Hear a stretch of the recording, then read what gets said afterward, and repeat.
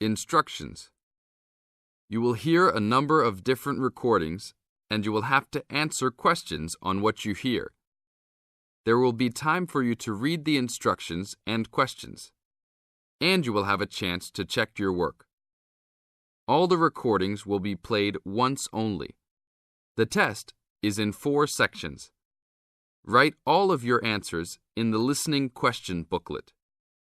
At the end of the real test, you will be given 10 minutes to transfer your answers to an answer sheet. Now turn to Section 1 of your booklet. Section 1. You are going to hear a conversation taking place in the airport. First, you have some time to look at questions 1 to 7.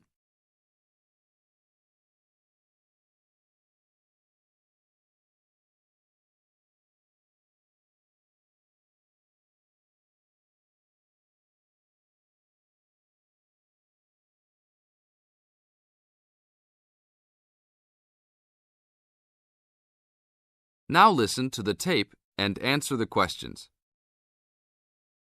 Good afternoon. Welcome to Northwest Airlines. How can I help you today? I'd like to check in for the 2 o'clock flight to Nairobi. Okay. Oh, that flight has been moved back to 2:45. Nothing major, just a weather delay that the plane experienced in Casablanca. May I have your name, please? Sure, it's Jim Harkness. Is that Harkness with 2 S's? Yep, and that's Jim with 1 M. Got it. Oh, I see you're connecting from Beijing. You sure are getting around. Yeah, I'm the director of the Worldwide Fund for Nature in Beijing. I'm going to Nairobi for a conference on conservation planning. Fascinating. Will you have any luggage to check in? Yes, 1 bag, 1 carry-on, and 1 laptop. Fine. Put the bag on the scale, please. We are going to fill out customs forms before departure. Can I ask about the contents of your check-in bag? Sure, it's clothing, personal effects, some gifts, and a few books. Thanks. What seating would you prefer, aisle or window? I'd like a window seat, 3 rows back from those large TV screens if possible. Let me see here. We have 1 4 rows back. Is that okay? Yeah, I just hate being right in front of those screens. Then I have to watch every dumb movie that comes on.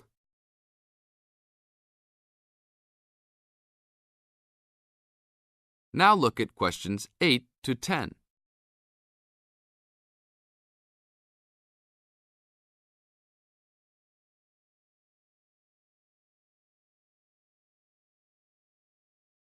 As the talk continues, answer questions 8 to 10. I understand. Is that your carry-on? Yes, I bought it in India last year. It sure is a nice bag. Unfortunately, I think it's too big for the overhead storage compartment. Maximum dimensions for carry-on baggage is 16 inches wide by 10 inches high by 21 inches long. Oh, well, it's okay with width and length, but it's 12 inches high. Are you sure that it won't fit? I've squeezed it in before. No, I'm sorry. You'll have to check it in with an agent prior to boarding. All right, it's no big deal. One final thing. Do you have any DVDs that you purchased in China? Yes, I have my own music CDs. Okay, that's fine. We're not allowed to transport DVDs. We're working on controlling copyright regulations imposed by WTO. Sure, I understand. Is that everything? Yes, it is. You have a wonderful flight now. Thank you.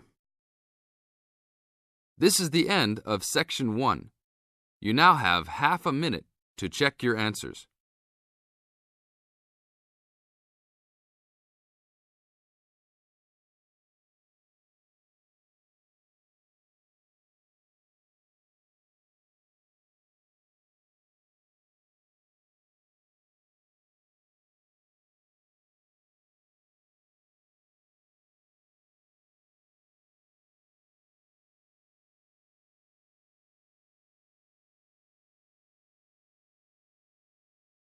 Now turn to Section 2.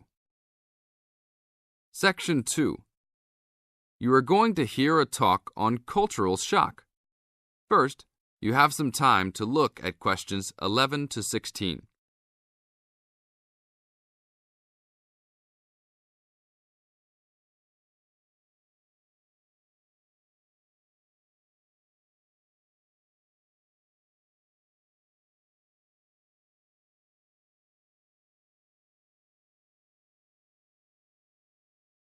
Now listen to the tape and answer the questions. Hi, congratulations on finishing orientation for our study abroad programme. Before you all head off to your respective countries, however, I want to first share with you a little bit about dealing with culture shock. Recent studies in intercultural experience have shown that there are distinct phases of adjustment which virtually everyone who lives abroad goes through. You won't be the exception. The first phase of culture shock includes gaining an awareness of the host culture, preparing for the journey, and farewell activities. You're all experiencing this right now. The second phase begins when you arrive in your new country and ends when the excitement of the early experiences wear off. When you first get there, you will be overwhelmed. Initial impressions convey a sense of monumentality of the experience. You'll love it. During the third phase, you will start taking a more active role in your setting. This will produce frustration because there will be some difficulty in coping with even the most elementary aspects of everyday life. I remember not being able to find a toilet one day because I forgot the word for bathroom. Anyhow, your focus will shift during this phase to the differences between your new host culture and your home cultures. This can be troubling, but these sometimes insignificant difficulties can be blown into major catastrophes. That's why the stage is most often referred to as culture shock.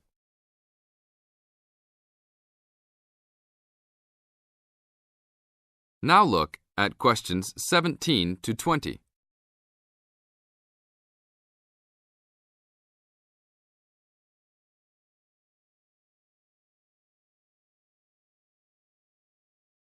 As the talk continues, answer questions 17 to 20.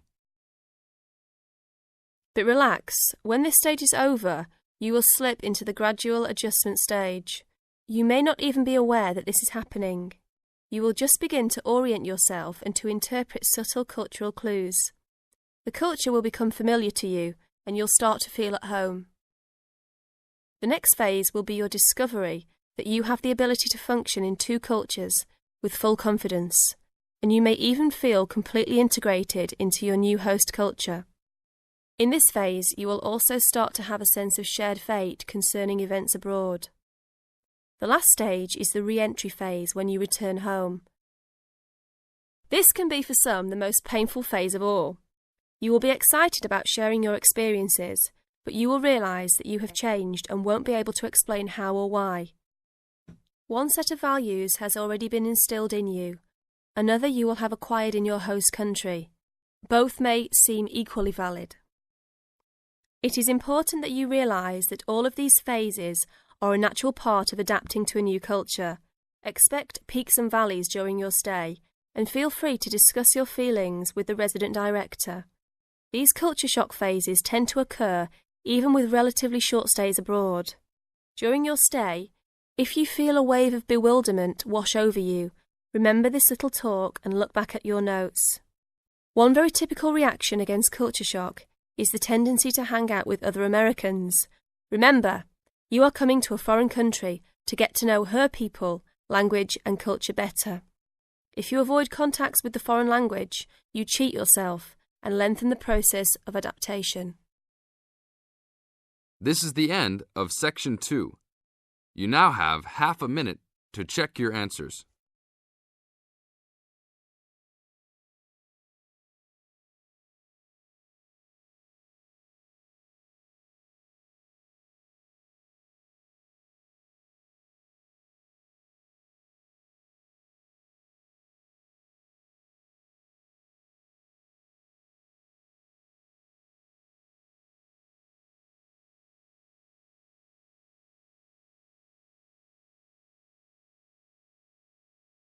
Section 3. You are going to hear a conversation between a moderator and two students. First, you have some time to look at questions 21 to 25.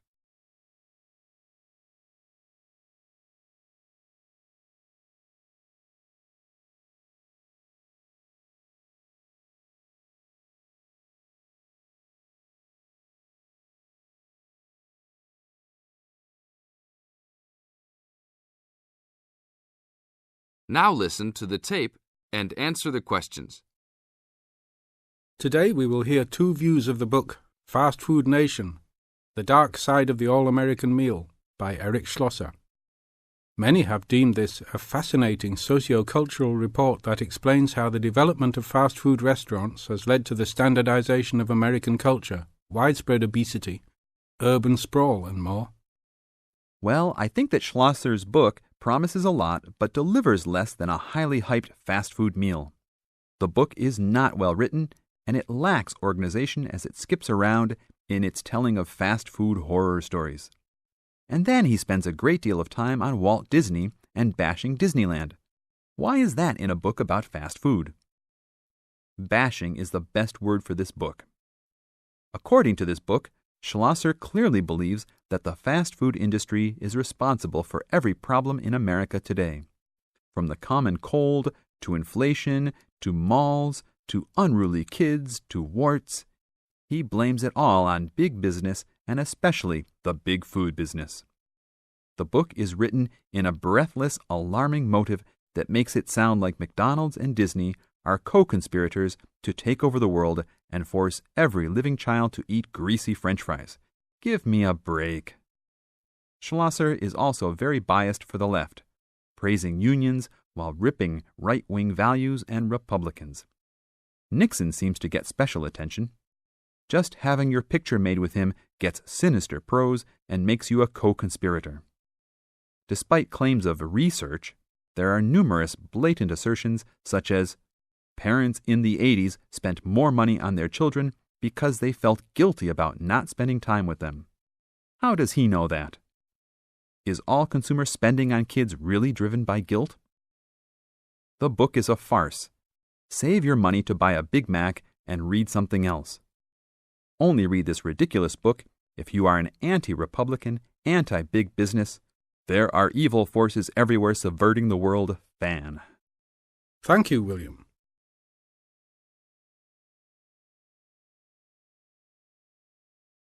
Now look at questions 26 to 30.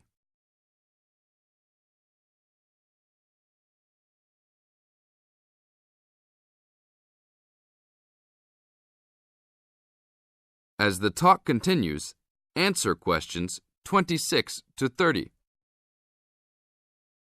Now we'll talk to another person with a very different assessment of this book. So, Jenny, what did you think of Schlosser's book? Wow, where do I begin? I thought that this book was very informative, very well researched, and a very easy read. Schlosser did a wonderful job of organizing the vast amount of information that he placed in this book. For a non-fiction book, I found that Fast Food Nation kept me entertained throughout its entirety. In fact, I couldn't put it down. The history of the fast food industry itself was fascinating, as well as the background information on the potato and meat industries. The first-hand accounts given by people who work for the fast food industry, as well as the meatpacking and potato plants, added to the reality of the points the book was trying to make. The fast food industry and all industries supported by fast food companies have some serious issues that need to be addressed by the nation. In addition, Schlosser does an excellent job of pointing out the dangers of not only working for these businesses, but eating food supplied by them. It's scary to think about the dangers lurking behind the counter at your local fast food chain. This book really opens your eyes to some health hazards that all of America should be aware of. Everyone should read this book. It will change your eating habits and the way you view large fast food corporations. This is the end of Section 3. You now have half a minute to check your answers.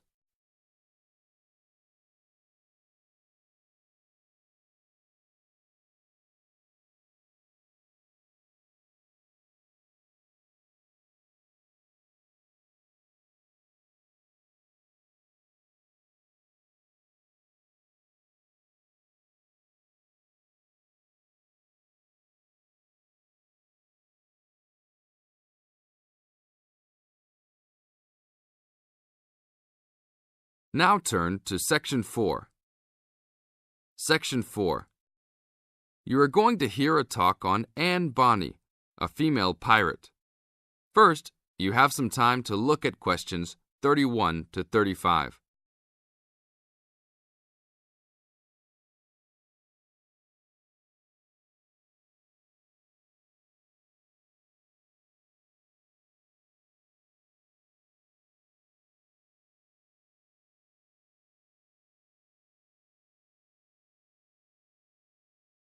Now listen to the tape and answer the questions.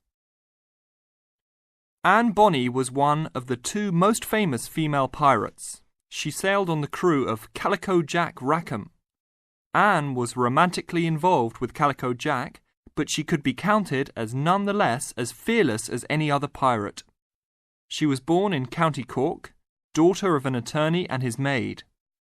The lawyer left Ireland in disgrace, but found fortune in the Carolinas.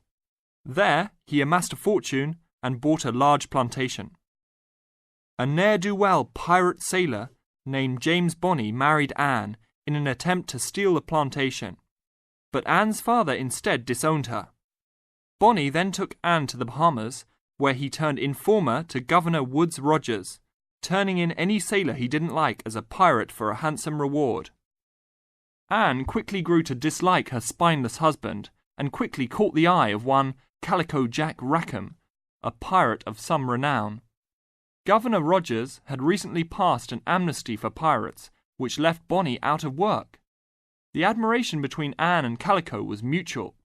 Calico Jack was a handsome man who knew how to spend money as well as steal it.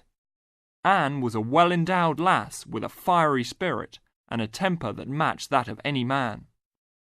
In any event, Calico offered to buy Anne from Bonny, but Bonny instead took the matter up with Governor Rogers, who said that Anne was to be flogged and returned to her true husband. That night, Calico and Anne slipped out in the harbour, stole a sloop, and began a life of piracy together.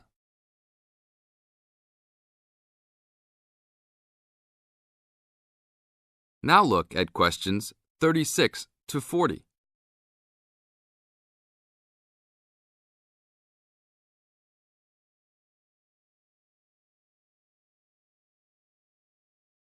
As the talk continues, answer questions 36 to 40. Anne fought in men's clothing, was an expert with pistol and cutlass, and considered as dangerous as any male pirate. She was fearless in battle, and often was a member of any boarding party. In October of 1720, retribution was close at hand. The governor of Jamaica, hearing of Calico's presence, sent an armed sloop to intervene and capture the captain and crew. Calico's ship, Revenge, was caught by surprise, and much to Anne's dismay, the pirates fought like cowards and were taken far too easily. Anne and Mary Read were also captured, but, upon capture, confessed their sex and pleaded to be tried separately after they gave birth. Both women were pregnant at the time. Both received separate trials from the men, but were still sentenced to hang. Mary Read escaped the hangman by dying from fever while in jail. Anne, however, received several stays of execution before mysteriously vanishing from official records. It is believed that her father, who had contacts in the island, forgave his daughter for her acts and ransomed her back to the Carolinas, where she assumed a new name and a new life. This is the end of Section 4. You now have half a minute to check your answers.